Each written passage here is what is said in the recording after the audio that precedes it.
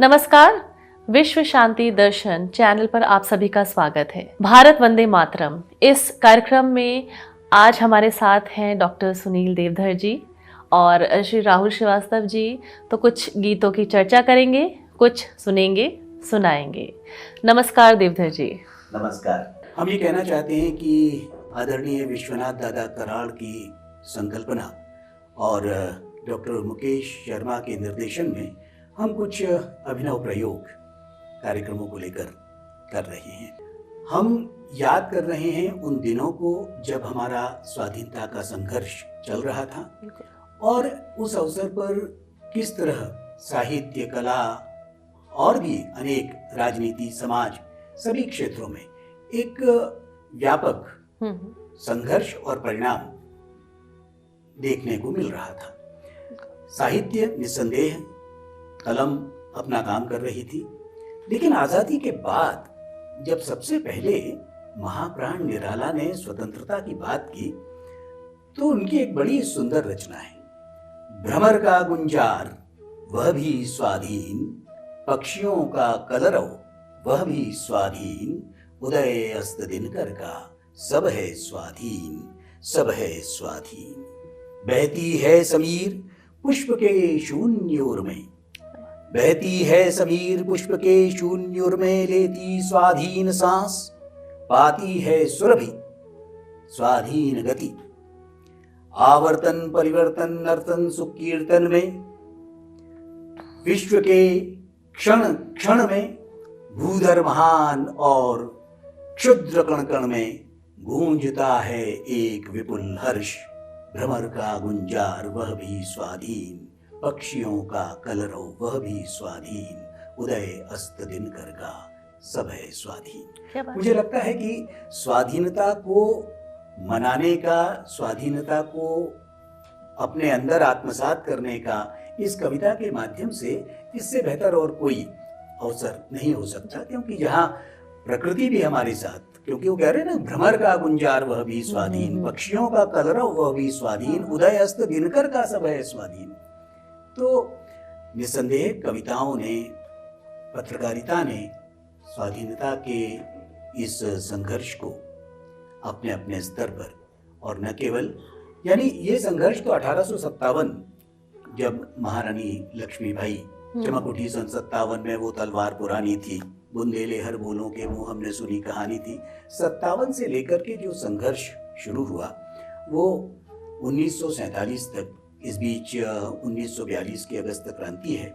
तो इस सब संघर्ष के बीच निस्संदेह हम आज़ाद हुए 15 अगस्त 1947, लेकिन आज़ादी का एक थोड़ा सा दुख, क्योंकि इस आज़ादी में हमें बंटवारे का दुख भी झेलना पड़ा, और इसलिए ये आज़ादी कई लोगों को ऐसा लगा कि अपेक्षा ये तो नहीं थी कि विभाजित देश हो, लेकिन आज हम आज़ाद हैं, आज हम स्वतंत्र हैं। और इसीलिए वो पंडित सोहनलाल द्विवेदी ने जैसे कहा है कि नवल किरण कि सब कुछ नया नया है, और हम आज ये अनुभव भी कर रहे हैं, और एक प्रसन्नता का, प्रफुल्लता का वातावरण भी हम अनुभव कर रहे हैं। जी, बहुत ही सुंदर कविता आपने निराला जी की पढ़ी। मेरा प्रश्न ये है कि वंदे मातरम ने इतिहास रचा, हमने सबने सुना, उसे जिया, लेकिन क्या वंदे मातरम जो गीत है उसका कोई इतिहास है? निस्संदेह बहुत ही अच्छा प्रश्न आपने किया है, क्योंकि हम सब जानते हैं कि वंदे मातरम ने इतिहास रचा, और इस गीत का भी अपना एक बड़ा अच्छा संदर्भ प्रसंग, जैसे आप इतिहास कहें तो है। हुआ ये था कि बंकिम बाबू कोई कवि या गीतकार तो थे नहीं, बंकिम बाबू तो गद्य लेखक थे, तो और वे एक पत्रिका के संपादक थे, बंगदर्शन पत्रिका निकालते थे। तो उन्होंने एक बार एक ऐसे ही इस गीत को लिखा और अपने ड्रावर में रख दिया। बंकिम बाबू को इस बात का संकोच था कि ये गीत पता नहीं साहित्य के निकषों पर सही होगा कि नहीं, क्योंकि अगर आप वंदे मातरम को देखें तो वंदे मातरम में भाषा की एक खिचड़ी है। उसमें संस्कृत है, उसमें बंगला है, उसमें हिंदी है, सारे शब्द आते हैं। साथ में ये भी है कि वो मीटर में नहीं है पूरा, जैसे आप वृत्त कह सकते हैं, क्योंकि एकाध पंक्ति 4 शब्दों की है, एकाध पंक्ति में 7-8 शब्द भी हैं। तो बंकिम बाबू को लगा कि साहित्य के निकषों पर या उसके गणितीय आकलन में ये गीत कहीं फिट नहीं बैठेगा, तो उन्होंने अपना ड्रावर में रख दिया। तो एक बार एक अवसर पर ऐसा कहा जाता है कि वे नहीं थे, तो जब वे नहीं थे तो उनके उपसंपादक जो थे रामचंद्र जी बंदोपाध्याय, तो उन्होंने उस गीत को देखा और उन्हें लगा कि आज पत्रिका में कहीं एकाध पेज की गुंजाइश है, तो उन्होंने ये गीत उसमें छाप दिया।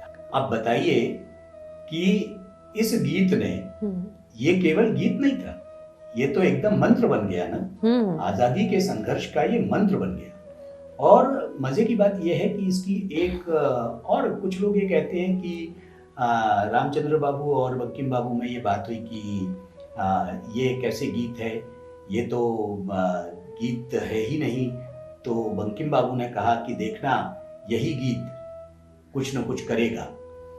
तो दोनों बातें चलन में हैं। अब सत्य तो न तो बंकिम बाबू हैं न रामचंद्र बाबू हैं, लेकिन चलन में दोनों बातें हैं। और बंकिम बाबू को इस गीत की प्रेरणा एक बंगला कीर्तन से मिली थी। वो बंगला कीर्तन उन्होंने सुना कि एशो एशो बंधु माয়ের आंचल तले बसो, आओ आओ बंधु माँ के आंचल तले बैठो।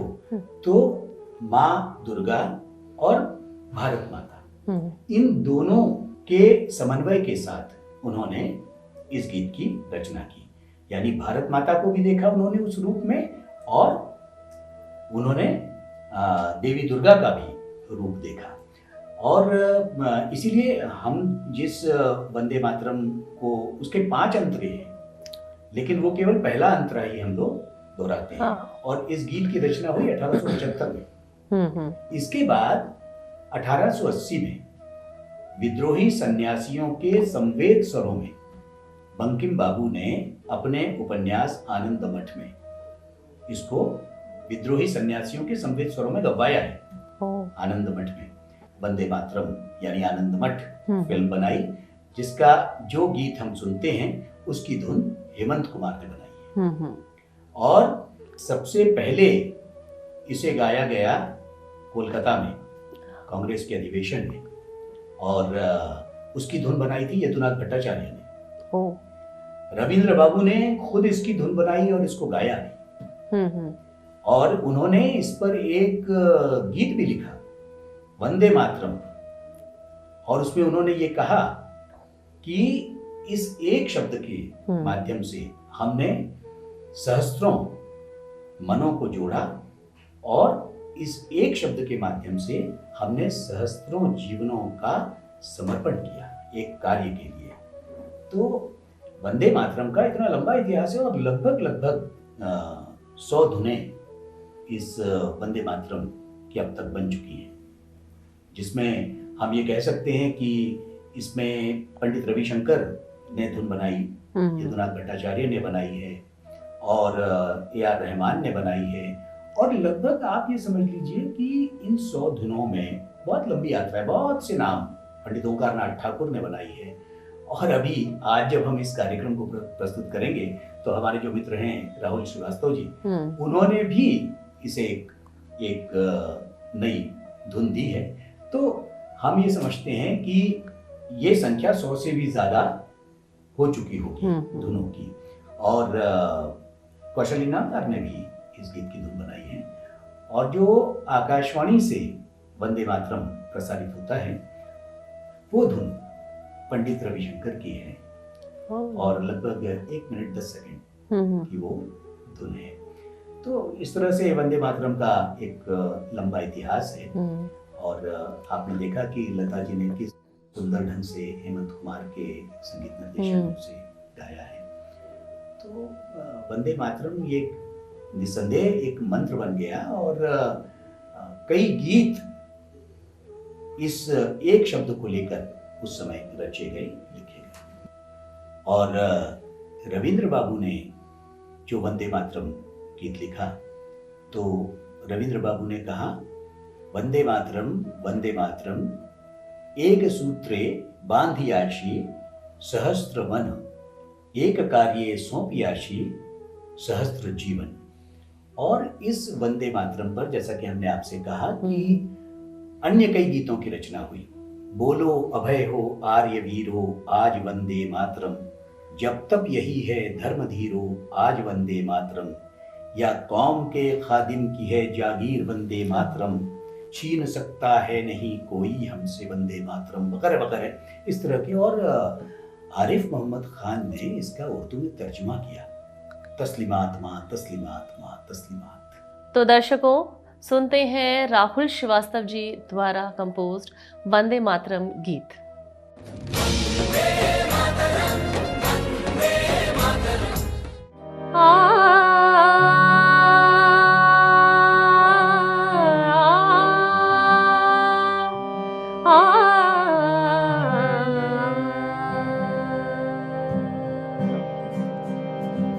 वंदे मातरम, वंदे मातरम, मातरम मातरम मातरम मातरम, वंदे मातरम। सुजलाम सुफलाम, सुजलाम सुफलाम, मलयज शीतलाम, शस्य श्यामलाम, मातरम मातरम मातरम मातरम मातरम मातरम, वंदे मातरम।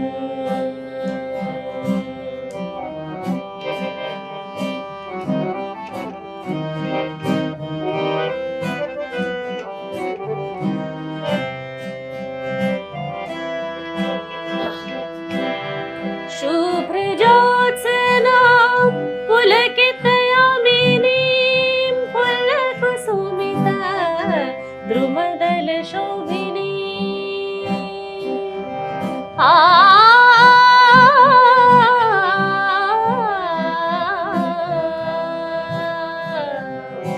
शुभ्र ज्योत्स्ना पुलकितयामिनी, फुल्लकुसुमित द्रुमदल शोभिनी, सुहासिनी सुमधुर भाषिणी,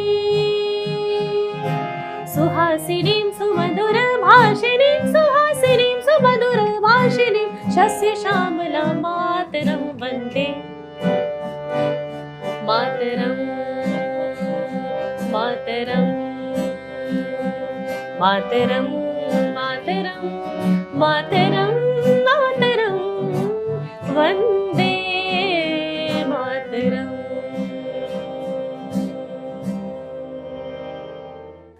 वंदे मातरम के बारे में बहुत ही अच्छी जानकारी दी आपने हमें। मेरा प्रश्न ये है कि उस समय, उस वक्त और क्या क्या लिखा जा रहा था? निस्संदेह वो समय ऐसा ही था, क्योंकि ये कहते हैं ना कि कवि या कलाकार पर वातावरण का प्रभाव तो पड़ता ही है। और देश का जो वातावरण था, जिस तरह का माहौल था, तो स्वाभाविक था कि रचना में भी वो स्वर मुखर होता। अगर हम हिंदी की, न केवल हिंदी की बल्कि समस्त भारतीय भाषाओं में वो रचा जा रहा था। लेकिन चूंकि आज हम हिंदी की बात कर रहे हैं, उर्दू की बात भी कर सकते हैं, तो मराठी की बात कर सकते हैं, तो दक्षिण से लेकर उत्तर तक और पूर्व से लेकर पश्चिम तक ये सिलसिला, ये आंदोलन अपना एक रूप और आकार ले चुका था। और साहित्य या कविताओं में वो स्वर मुखर था। जैसा कि हमने आपसे कहा कि सुभद्रा कुमारी चौहान लिख रही थी, बुंदेले हर बोलूं की हमने सुनी कहानी थी, ये बात की रचना है।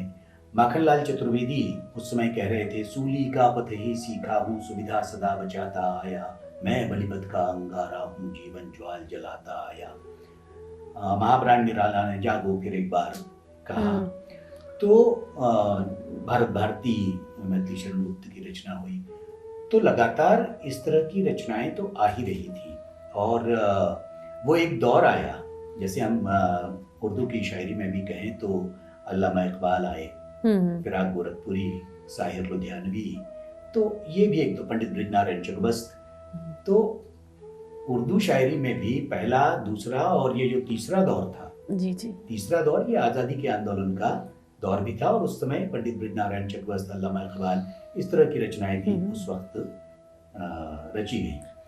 और अकबर इलाहाबादी, तो वो तो कभी तंज में और कभी उस तरह से बात करते थे। तो ये जो अगर कविताओं के अलावा भी बात करें तो पृथ्वी थिएटर्स के नाटकों की एक लंबी श्रृंखला थी। पृथ्वी थिएटर्स की स्थापना लगभग 1942 में हुई। 2600 नाटक मंचित हुए हैं पृथ्वी थिएटर से जी, जिसमें उस वक्त तो गद्दार, पैसा, पठान, इस तरह के नाटक, और इन सब का परिणाम तो हुआ ही। और पत्रकारिता भी मुखर रूप से अपनी बात कह रही थी। खींचो न तीर तलवार निकालो, वो तो मुकाबिल तो अखबार निकालो। जी जी। और मालूम है एक अखबार के संपादन का पारिश्रमिक क्या था? 2 सूखी रोटी और 1 गिलास पानी। ये लिखा रहता था कि पारिश्रमिक क्या है, 2 सूखी रोटी और 1 गिलास पानी। तो जिस तरह का, और माखनलाल चतुर्वेदी ने इसीलिए कहा कि आज पत्रकारिता के स्वरूप पर जब हम बात करते हैं और जिस तरह का उसका स्वरूप है, उस समय माखनलाल चतुर्वेदी कहते थे कि ये स्वयं स्वीकृत सेवा है। और आज परिवर्तन ऐसा है कि आज इसके बारे में टिप्पणी की जाती है कि एक रिपोर्टर को बंद आंख और कटे हाथ से समाचार लिखने पड़ते हैं। इस सांकेतिक वाक्य में सब कुछ आ गया कि स्वरूप कैसा बदला है। लेकिन उस समय की वो जो पत्रकारिता थी, गणेश शंकर विद्यार्थी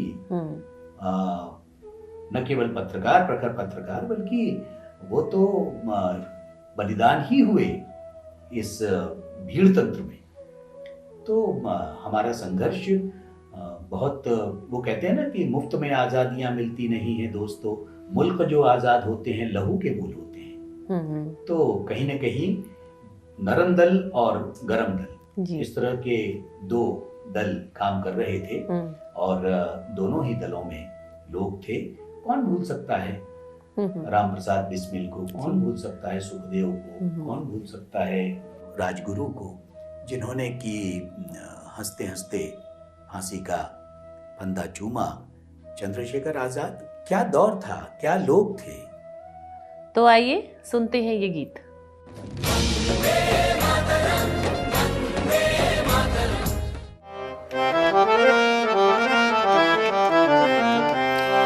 सा ग प ध नि ध सा नि ध प ग रे म ग रे नि ध सा।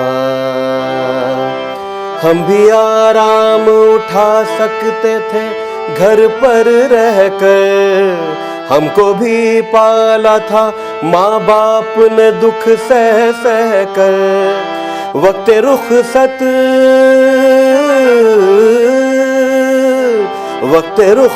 उन्हें इतना भी न आए कहकर, गोद में आंसू जो टपके कभी रुख से बहकर, तिफल उनको ही समझ लेना दिल के बहलाने को। हम भी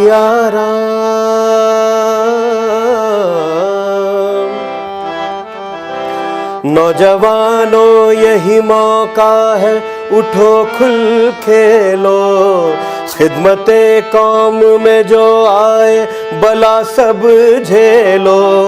देश आजाद हो, देश आजाद हो, क्या गम है जवानी दे दो, फिर मिलेंगी न ये माता की दुआएं ले लो। देखे कौन आता है ये फर्ज बजा लाने को, हम भी आराम उठा सकते थे। अच्छा, तो मतलब ये हुआ कि क्रांतिकारी कलम भी चला रहे थे और पिस्तौल भी चला रहे थे। जी हाँ, भगत सिंह को एक विचारक के रूप में तो हम जानते ही हैं कि भगत सिंह ने किस तरह की बातें कही हैं।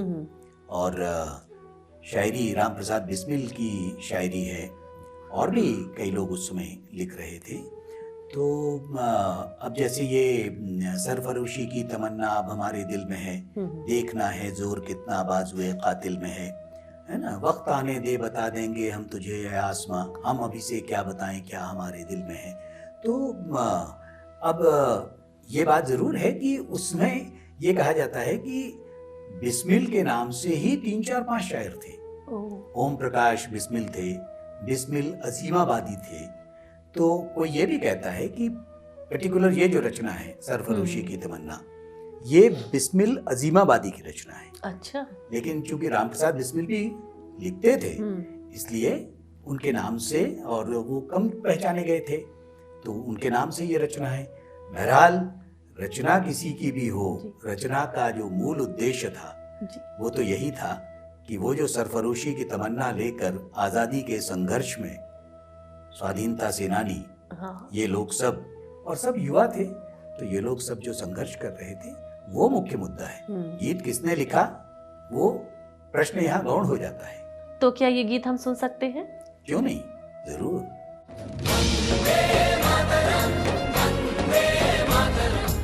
नि सा रे मा पा म पनी नि सा सा धा नि पनी नि मा रे मा रे सा नि सा।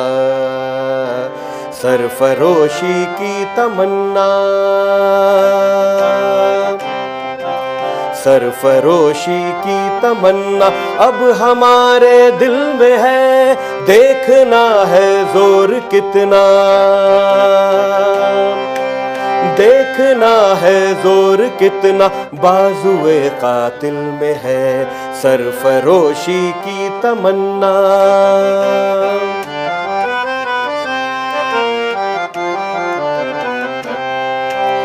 वक्त आने दे बता देंगे तुझे आसमां, वक्त आने दे बता देंगे तुझे आसमां, हम अभी से क्या बताएं, हम अभी से क्या बताएं, क्या हमारे दिल में है, क्या हमारे दिल में है, सरफरोशी की तमन्ना। ऐ शहीदे मुल्क व मिल्लत मैं तेरे ऊपर निसार, ऐ शहीदे मुल्क व मिल्लत मैं तेरे ऊपर निसार, अब तेरी हिम्मत का चर्चा, अब तेरी हिम्मत का चर्चा गैर की महफिल में है, गैर की महफिल में है, सरफरोशी की तमन्ना अब हमारे दिल में है, सरफरोशी की तमन्ना। तो आज़ादी का संघर्ष हुआ, रक्तपात हुआ, और आज भी हम ये देखते हैं कि वैश्विक स्तर पर बहुत संघर्ष चल रहा है। तो मेरा प्रश्न ये है कि इससे हासिल क्या होता है? जहाँ तक हासिल की बात है, तो जब हम संघर्ष कर रहे थे अपनी आज़ादी के लिए, तब तो जायज़ है, क्योंकि किसी पर किसी का अधिकार होना अच्छी बात नहीं है बिना कारण। लेकिन विस्तारवाद की जो नीति है, जो भारत ने कभी नहीं अपनाई, तो विस्तारवाद की नीति ठीक नहीं है, वो गलत है। और जहाँ तक युद्ध की बात है, तो निस्संदेह युद्ध में हासिल उस तरह से तो कुछ नहीं होता। और जब आपने ये प्रश्न किया ही है, तो हमें याद आती है साहिर लुधियानवी की एक नज्म, जो उन्होंने 1965 में भारत पाकिस्तान का जो युद्ध हुआ था उसके पस मंजर में, यानी उसकी पृष्ठभूमि पर लिखी थी। एक छोटी सी नज्म है, ऐ शरीफ इंसानों। नज्म के उन्वान में ही जो शरीफ शब्द है वो बहुत कुछ बोल रहा है, ऐ शरीफ इंसानों। तो वो लिखते हैं कि खून अपना हो कि पराया हो, नस्ल आदम का खून है आखिर। खून अपना हो कि पराया हो, नस्ल आदम का खून है आखिर। जंग मशरिक में हो कि मगरिब में, अमनो अमा का खून है आखिर। टैंक आगे बढ़ें कि पीछे हटें, कोख धरती की बांझ होती है। जीत का जश्न हो कि हार का सोग, जिंदगी मैयतों पे रोती है। इसलिए ऐ शरीफ इंसानों, जंग अगर टलती रहे तो बेहतर है। हम आप सभी के आंगन में शम्मा जलती रहे तो बेहतर है। तो शम्मा जलती रहे बेहतर है, और इसीलिए युद्ध किसी समस्या का निदान तो हो नहीं सकता। और जो महात्मा गांधी का सविनय अवज्ञा आंदोलन कहें या अहिंसक आंदोलन है, उसके पीछे मकसद तो यही था कि युद्ध टाले जाएं, संघर्ष उस तरह से टाला जाए और रक्तपात से बचा जाए। लेकिन इसमें कोई संदेह नहीं कि जो उस समय की परिस्थितियां थीं कि आप किस तरह से उसको टाल सकते हो, और अगर टाला नहीं जा सकता है तो देश को हासिल करने के लिए तो कुछ भी किया जा सकता है। भारत वंदे मातरम इस कार्यक्रम में हमने आज गीतों की चर्चा की, कविताओं की चर्चा की, और अब हम इसे यहीं पर विराम देते हैं। विश्व शांति दर्शन इस चैनल पे हमारे साथ बने रहने के लिए मैं आप सभी श्रोताओं का, दर्शकों का दिल से आभार मानती हूँ। धन्यवाद।